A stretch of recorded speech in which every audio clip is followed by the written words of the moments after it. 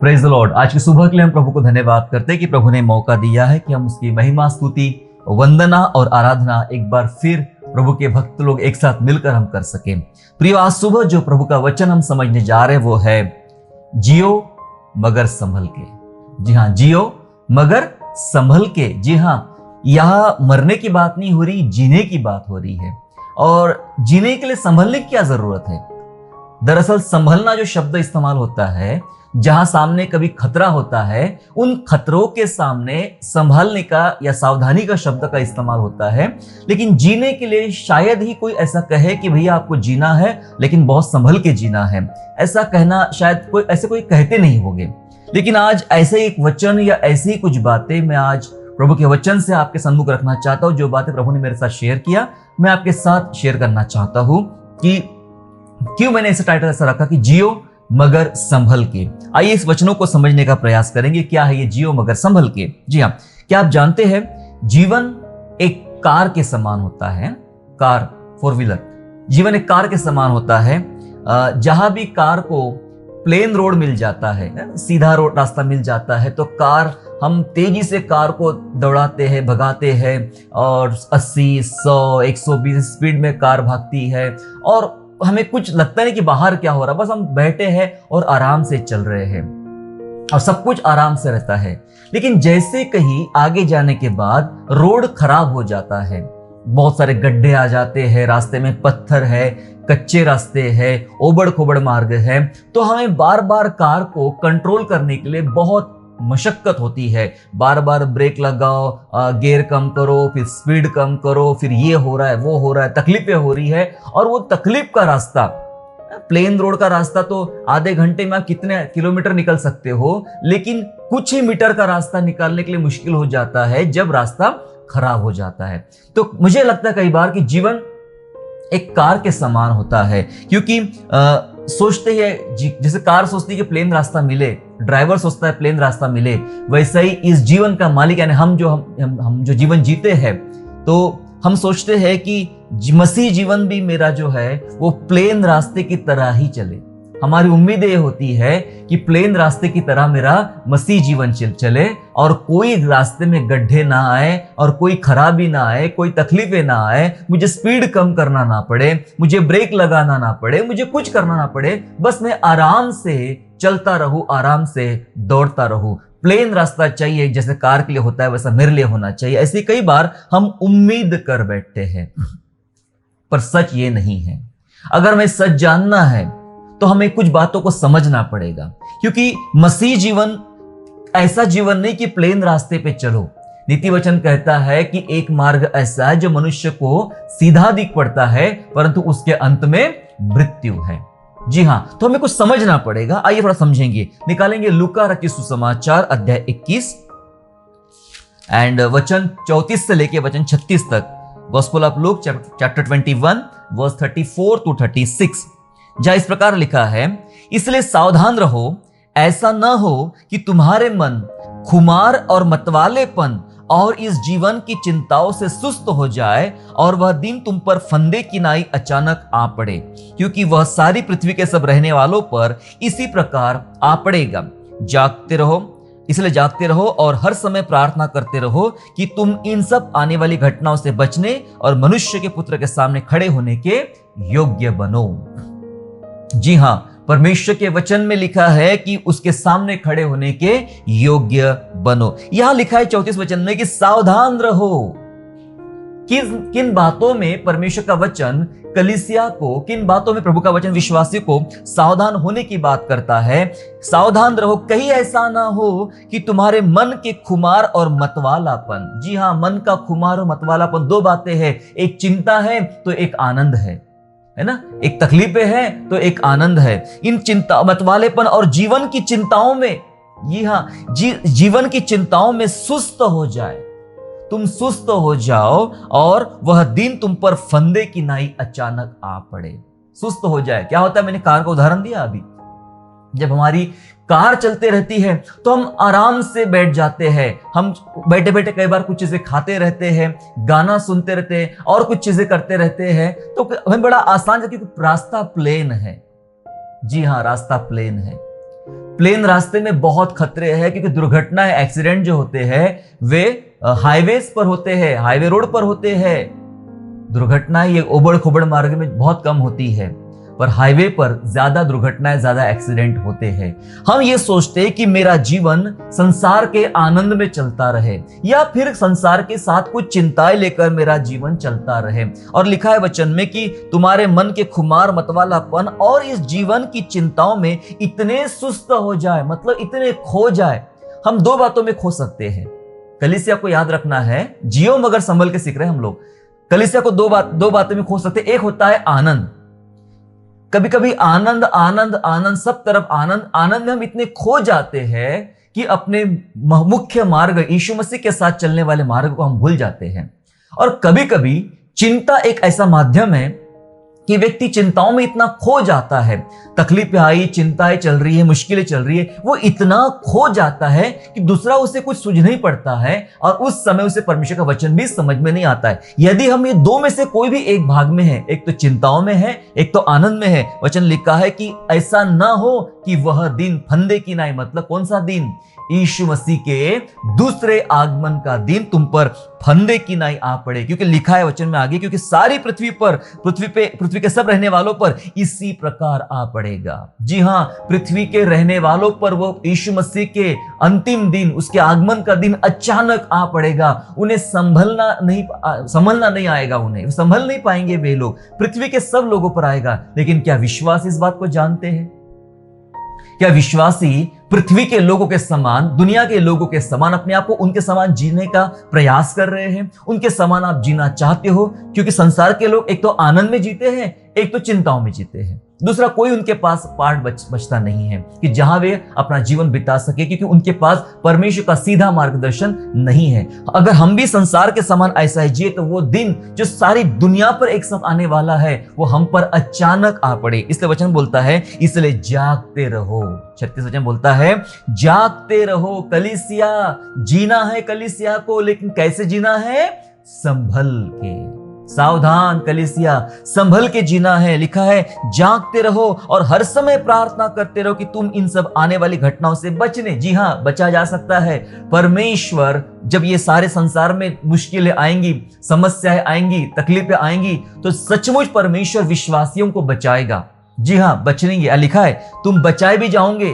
तो बचने के लिए तुम प्रार्थना करो, आने वाली घटनाओं से बचने। और मुख्य बात, मनुष्य के पुत्र के सामने खड़े होने के योग्य बनो। जी हां, हमें याद रखना है कि हमें परमेश्वर के पुत्र यीशु मसीह के सामने खड़े होना है। जब कोई हम बहुत आनंद में खो जाए, तो परमेश्वर के सामने खड़े नहीं हो सकते। या कभी हम बहुत ज्यादा चिंताओं में चले जाएं, तो अब भी हम परमेश्वर के सामने खड़े नहीं हो सकते। इसलिए मेरे प्यारों, कलीसिया को जीना तो है, लेकिन कलीसिया को कैसे जीना है? संभल के। सावधान हो जाइए मेरे प्यारों, जो हम जिंदगी जी रहे हैं, ये संसार में जी रहे हैं, हमें बहुत संभल के जीने की जरूरत है। संसार का आनंद, वो संसार की चिंता में इतने विचार मग्न ना हो जाए, संसार के आनंद में और संसार की चिंताओं में इतने विचार मग्न ना हो जाए कि उसके आगमन के, यीशु के आगमन के तैयारी में हम असफल हो जाए।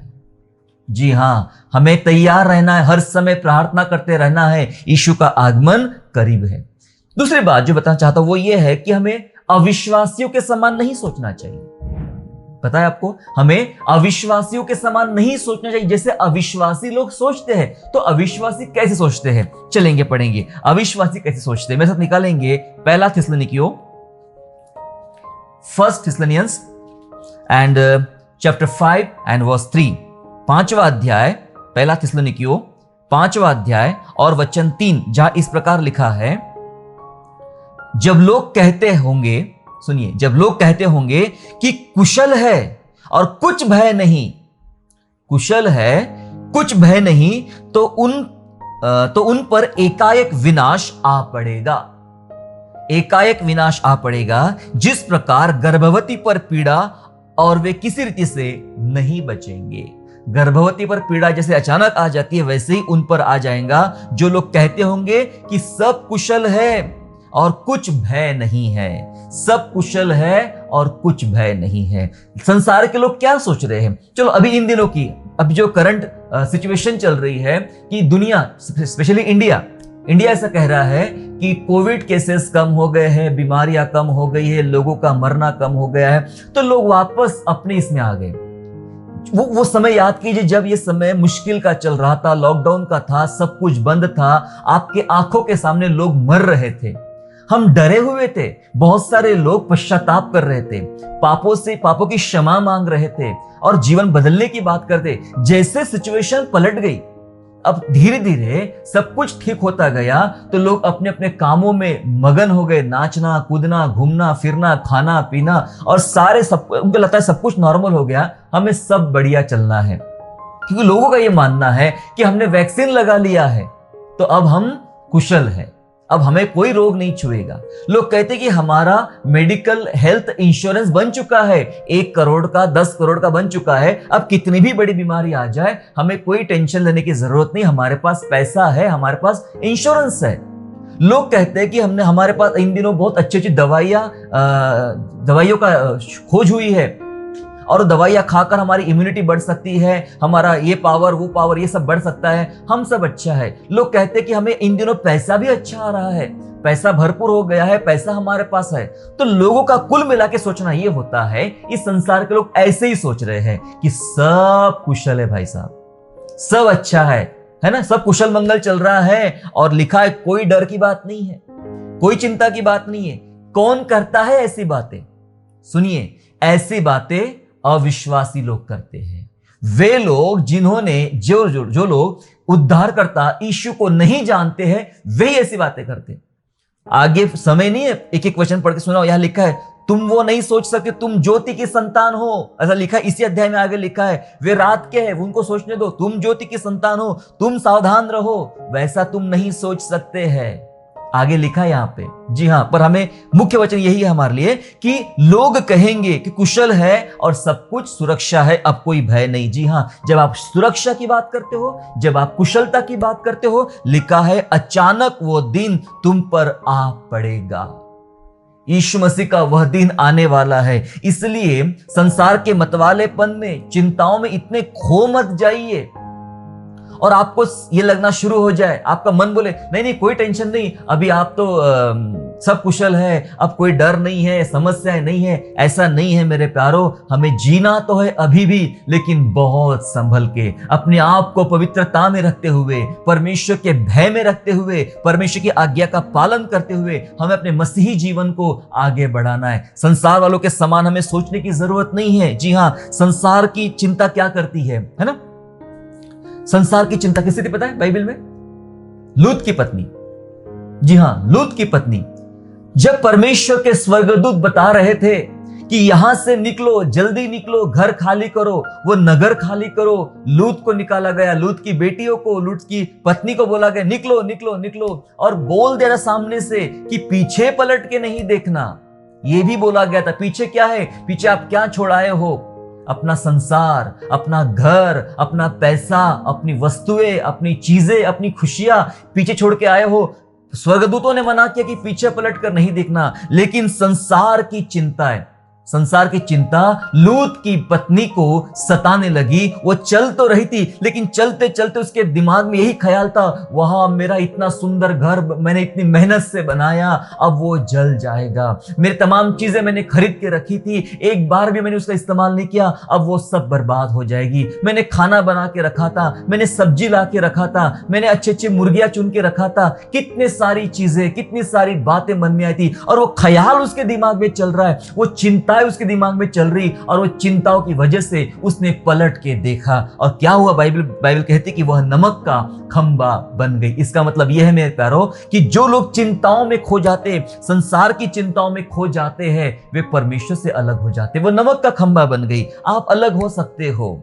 अचानक वो दिन आ पड़ा, और वो जो छोड़ चुके थे, पीछे छोड़ा जा चुका था, उसकी चिंताओं की वजह से जो भविष्य में मिलने वाला है वो प्रतिफल वो खो चुकी है। वो खो चुकी थी लूत की पत्नी, क्योंकि संसार की चिंता। जी हां, और संसार का आनंद भी ऐसा होता है, संसार का आनंद भी ऐसा होता है कि संसार के आनंद के कारण उड़ाऊ पुत्र अपने पिता से दूर हो गया, है ना?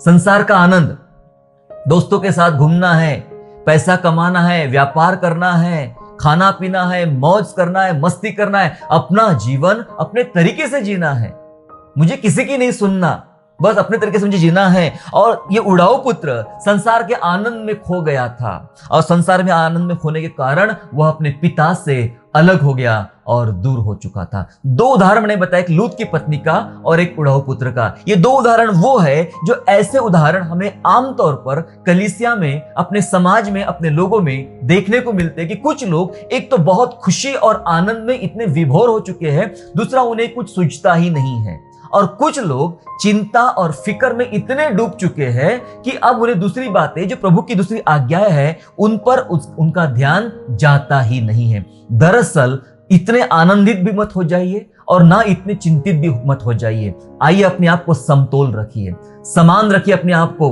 एक समानांतर, एक समतोल बना के रखिए अपने अंदर, बैलेंस बना के रखिए अपने साथ में, अपने विश्वास के साथ में। यीशु जो कहता है वो सुनना है, जैसा जिलाता है वैसे जीना है, जैसा चलाता है वैसे हमें चलने की आवश्यकता है। कुछ चार बातें पढ़ के जल्दी से हम समाप्त करेंगे कि किन बातों में कलीसिया को संभलना चाहिए। ये वो बातें हैं जिनमें मुझे और आपको, मींस कलीसिया को संभलने की आवश्यकता है। जी हां, किन बातों में कलीसिया को संभलना चाहिए, चार बातें बता के मैं समाप्त करना चाहता हूं। पहली बात, किन बातों में संभलना चाहिए, और वो बात यह है अत्याधिक चिंता। जी हां, अत्याधिक चिंता। आपको पता है प्रभु यीशु मसीह ने यह कहा था, तुम्हारे लिए आज की चिंता काफी है, कल की चिंता मत करना। यीशु मसीह के शब्द है भाई, हमारा उद्धार करता हमें यह कहता है तुम चिंता ना करना, तो बस हमें सोच लेना है मुझे कोई बात की चिंता करने की जरूरत नहीं है।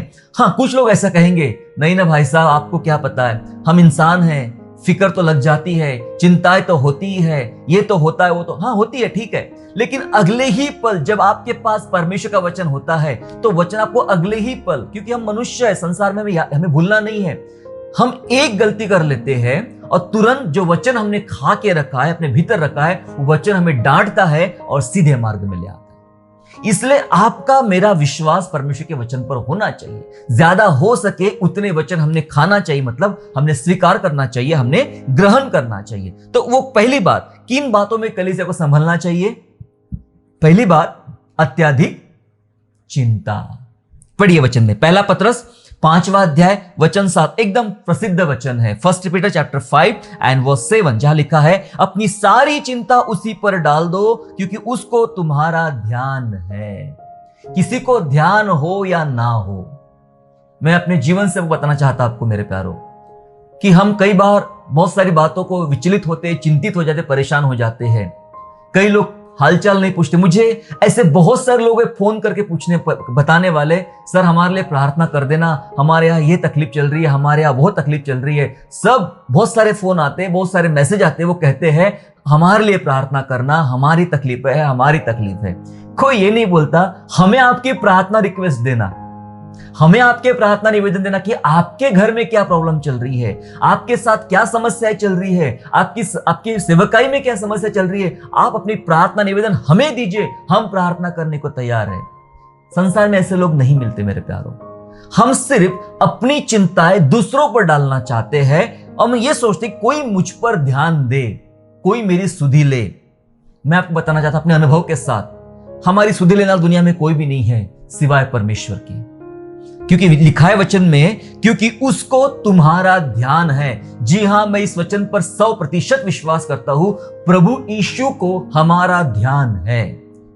कोई ध्यान करे या ना करे, कोई आपकी चिंता करे या ना करे, कोई आपके बारे में पूछे या ना पूछे, कोई आपकी प्रेयर रिक्वेस्ट पूछे या ना पूछे, कोई आपकी समस्याओं के बारे में पूछे ना पूछे, वचन कहता है परमेश्वर को हमारा ध्यान है। और इसलिए ऊपर की लाइन में लिखा है कि अपनी सारी चिंता उस पर डाल दो।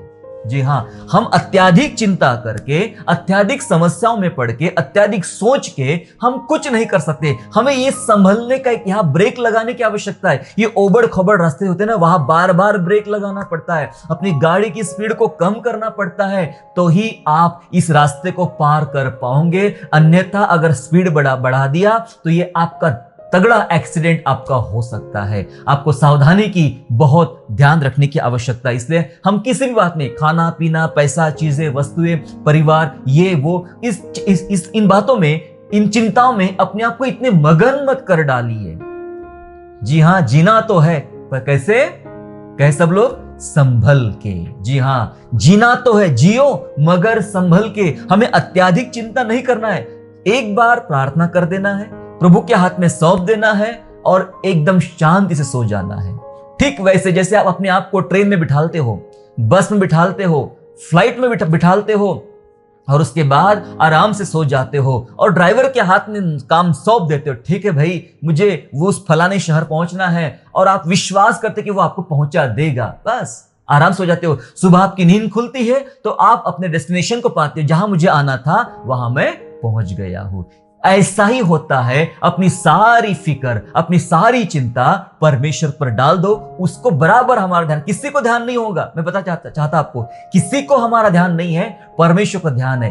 छोड़ दीजिए, प्रभु के ऊपर डाल दीजिए और सो जाइए आराम से। आप बराबर वहां पहुंचा दिए जाओगे जहां आपको पहुंचना है। इसलिए संभलना है कलीसिया को अत्यधिक चिंताओं में। दूसरी बात, कलीसिया को कहां संभलने की आवश्यकता है? दूसरी बात वहां संभलना है वो है धन का लालच। जी हां, धन का लालच विश्वासियों में आजकल ये आम बात हो गई है, मसीही लोगों में आम बात हो गई, क्योंकि हम हमारा कंपटीशन संसार के लोगों के साथ लगाना चाहते हैं, उनके साथ प्रतियोगिता लगाना चाहते हैं।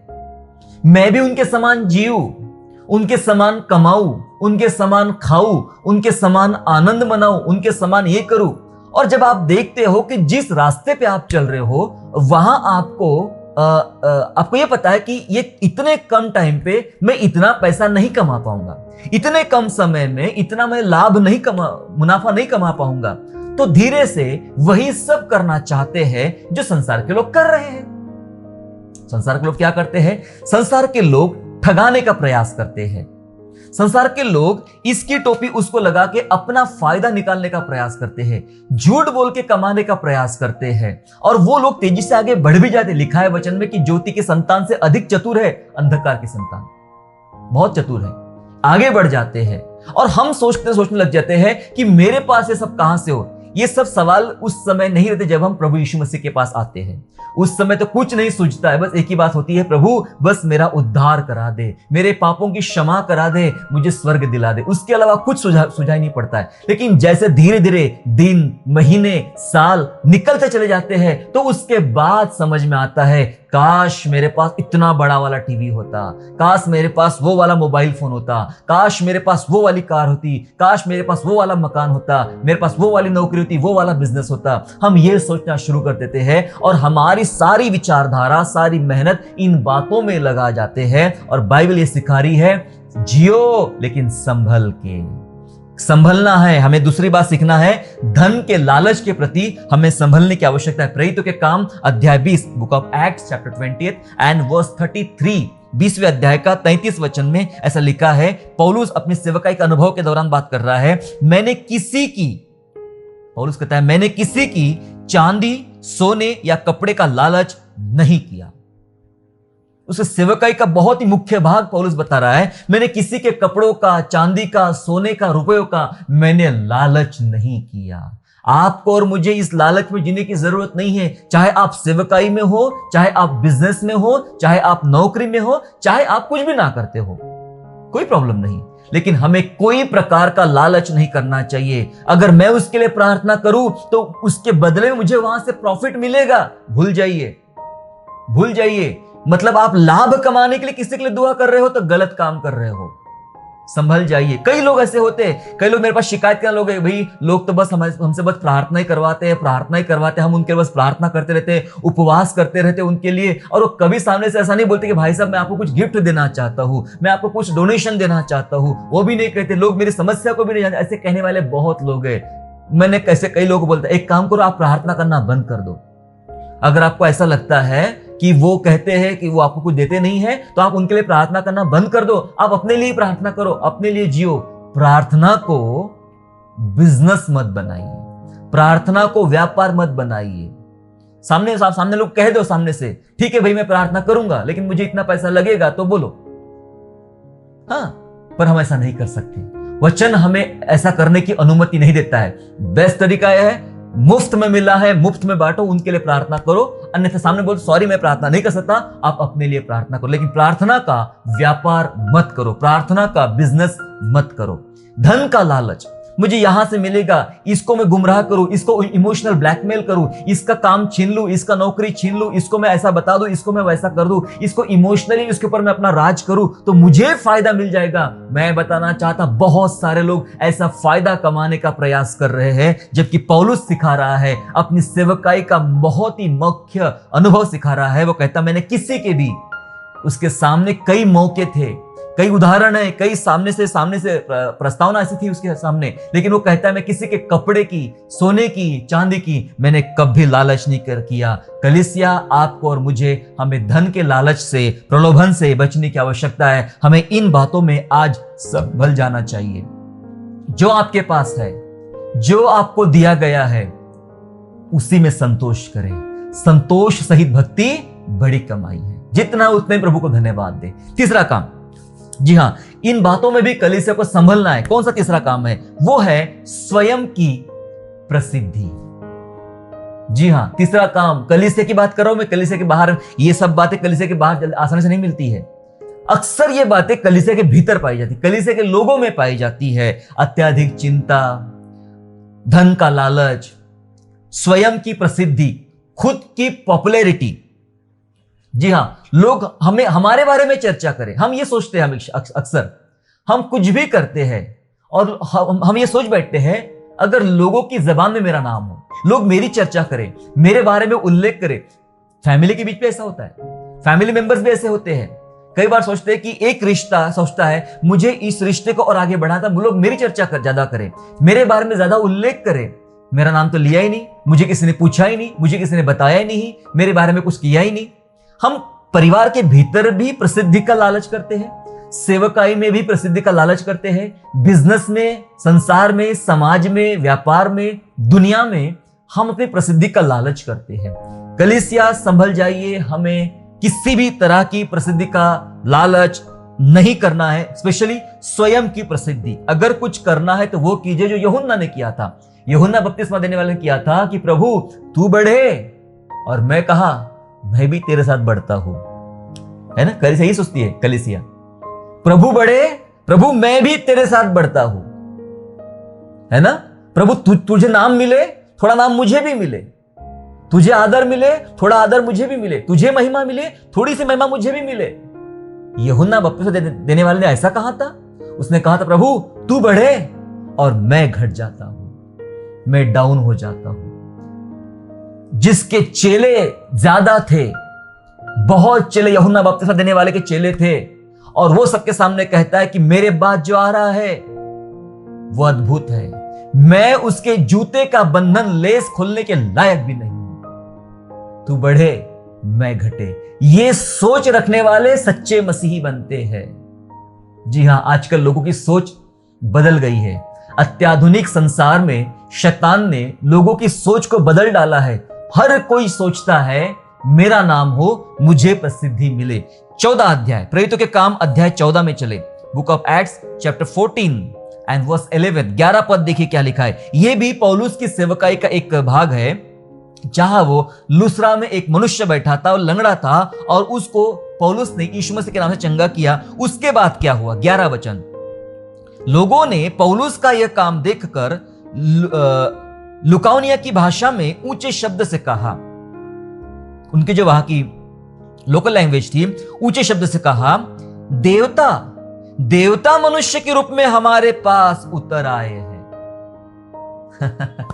देवता मनुष्य के रूप में हमारे पास उतर आए हैं। पौलुस बरनबास वहां पर है, एक लंगड़े की चंगाई हो रही है, और लोगों ने दोनों को ऊंचा उठाया और कहने लगे कि देवता हमारे बीच में आए हैं। कोई आपको कह देगा, कैसा लगेगा? आप तो स्वर्गदूत के समान है भाई साहब मेरे घर में, आप तो परमेश्वर के समान मेरे घर में आए हो। आप बोलेंगे थैंक यू बहन, थैंक यू सिस्टर, आप थोड़ा सा अपने कॉलर टाइट करेंगे, थैंक यू, मुझे आपने इतना आदर दिया, थैंक यू। कोई कहेगा आप नहीं होते ना तो कुछ नहीं होता, नहीं तो मैं मर जाता। स्वयं की प्रसिद्धि, कितना अच्छा लगता स्वयं की प्रसिद्धि, खुद के बारे में, हाँ मेरा नाम पेपर में आ रहा है, अखबार में आ रहा, मेरा नाम टीवी पर आ रहा है, मेरा नाम यहां आ रहा है, मेरी चर्चा वहां हो रही है, मेरे बारे में लोग वहां जानकारी रखते हैं, मेरे इतने फॉलोअर्स हैं, मेरा ये है, मेरा वो है। कितना अच्छा लगता सुनना ना। पौलुस ने क्या किया? पौलुस ने ऐसा करना चाहिए था। Oh thank you very much भक्तों, बहुत अच्छा बहुत अच्छा बहुत अच्छा, कि सचमुच हम देवता है आपके वाले जो आपके बीच में आए हैं। लिखा है आगे, पौलुस और बरनबास ने अपने कपड़े फाड़े, भीड़ के बीच गए और कहा कि हम तुम्हारे समान सामान्य लोग हैं। इसका परिणाम स्वरूप बाद में पिटाई हुई। एक जगह आदर मिल रहा था, यहां आदर मिल रहा था जब उन्होंने सच्चाई बता दिया कि हम कुछ नहीं है, यीशु मसीह सब कुछ है। लिखा है उसके आगे तो उनकी पिटाई हुई। सच कह दोगे, अपनी महिमा नहीं चाहोगे तो हो सकता है पिटाई से भी गुजरना पड़ेगा। लेकिन सच बताओ आपको, मैं स्वयं की प्रसिद्धि नहीं करना है, हमें प्रभु को प्रसिद्ध करना है। लोग आपको कितना भी चढ़ाए, एक चीज सुन लीजिएगा, अगर कोई सेवक लोग सुन रहे हैं, पास्टर सुन रहे हैं, प्रचारक सुन रहे हैं, लोग सुन रहे हैं, मिशनरी सुन रहे हैं, सुन लीजिएगा, जो लोग आपको बहुत उठाते हैं वो लोग आपको गिरा भी देंगे। सावधान हो जाइए, किसी के उठाने से मत उठिए। अगर प्रभु आपको उठाए तो बहुत बड़ी बात है। जी हां, लोग बहुत तारीफ करते हैं और बाद में वही लोग आपके खिलाफ खड़े हो जाते हैं। सावधान, हमें प्रसिद्धि के पीछे, स्वयं की प्रसिद्धि के पीछे हमें नहीं चलना है मेरे प्यारो। इन बातों में कलीसिया को संभलना चाहिए। अपना नाम ना खोजे, प्रभु का नाम खोजे। आखिरी बात पढ़ के समाप्त करेंगे। हमने पढ़ा अत्याधिक चिंता, हमने पढ़ा धन का लालच, हमने पढ़ा स्वयं की प्रसिद्धि, और अब आखिरी बात पढ़ रहे हैं सांसारिक लगाव, जिसमें सब बातें आ गई। फिर रिश्ते, नाते, पैसा, काम, शोहरत, इज्जत सब आ गई। ये सांसारिक लगाव जो ज्यादा हो जाता है हमें कई बार, इसमें भी संभलना है। सांसारिक लगाव अच्छा नहीं है मेरे प्यारो, ये आपको परमेश्वर से अलग कर देगा। कई सारे लोग सांसारिक लगाव में लग चुके हैं। कोई लोग तो धन के लालच में लगे हैं, धन कमाने में लगे, तो कई लोग परिवार में खो गए। उनको लगता कितने दिनों के बाद हमारे घर में बच्चा पैदा, बस बच्चे के पीछे परेशान हो गए और प्रभु को कब का छोड़ दिया पता भी नहीं चला उनको। कई लोगों को जानता हूं मैं, बच्चा पैदा हुआ तो माता पिता भी बच्चों के पीछे हो लिए। अब उनके पास दुआ करने का समय नहीं है, संगति करने का समय नहीं है। जो ग्रैंड पेरेंट्स होते, दादा दादी, ये भी उम्मीद करते थे, पहले अच्छी आराधना करते थे, अच्छा बाइबिल पढ़ते थे, अच्छा चल जाते। जब से बच्चा पैदा हुआ उनका चर्च जाना बंद हो गया, बाइबिल पढ़ना बंद हो गया, आराधना करना बंद हो गया। सारा टाइम सुबह से लेकर रात अपने नाती पोतों के साथ बस सर पे लेके नाचना है, कूदना। बहुत अच्छी बात है, परिवार में ऐसा प्यार होना अच्छी बात है, लेकिन क्या आप जानते हो ये प्यार आपको परमेश्वर के प्यार से अलग कर रहा है? अत्यधिक लगाव, सांसारिक लगाव, वस्तुओं का लगाव, व्यक्तियों का लगाव, कामों का लगाव, बातों का लगाव, प्रसिद्धि का लगाव, कोई भी लगाव हो सकता है, कोई भी बात इसकी शामिल है, या फिर खाने पीने का लगाव, कोई भी लगाव होगा। ये सांसारिक लगाव के प्रति संभल जाना चाहिए कलीसिया को, क्योंकि उसका आगमन अचानक हम पर आ पड़ेगा। 1 जॉन चैप्टर 2 एंड वर्स 17, पहला यूहन्ना 2 अध्याय और वचन 17 इस प्रकार से कहता है, और संसार और उसकी अभिलाषाएं दोनों मिटते जाते हैं। आप जिस पर मन लगा रहे हो, जिस पर ध्यान लगा रहे हो, जिन बातों को अपना सब कुछ कुर्बान करने को तैयार हो, लिखा है संसार और संसार की अभिलाषाएं दोनों मिटते चले जाते हैं, परंतु परमेश्वर की इच्छा पर जो चलता है वो सर्वदा बना रहेगा। हालेलुया। प्रभु की इच्छा पर चलने वाले सर्वदा बने रहेंगे। संसार और संसार की अभिलाषाएं मिट जाएंगी। क्या आपके जीवन में संसारिक लगाव ज्यादा हो रहा है? संभल जाइए।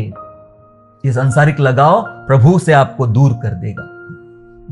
जी हां, इसलिए बाइबल ने हमें सिखाया है कि सावधान हो जाइए। वो दिन अचानक आ पड़ेगा। परमेश्वर के पुत्र के सामने खड़े होने के लायक बनो, इसलिए प्रार्थना करो। संसार की चिंता में लूत की पत्नी के समान ना खो जाओ, ना संसार के आनंद में उड़ाव पुत्र के समान खो जाओ। आइए अपने आप को एक बैलेंस बनाए, प्रभु के साथ चले। बहुत सुंदर प्रार्थना सुलेमान की, प्रभु मुझे इतना पैसे वाला भी मत बना कि मैं तुझे भूल जाऊं, और इतना गरीब भी मत बना कि मैं तुझ पर कुड़कुड़ाऊं। अपने आप को बैलेंस रखना चाहता है। हम सभी विश्वासियों को अपने आप को एक बैलेंस रखने की आवश्यकता है मेरे प्यारों।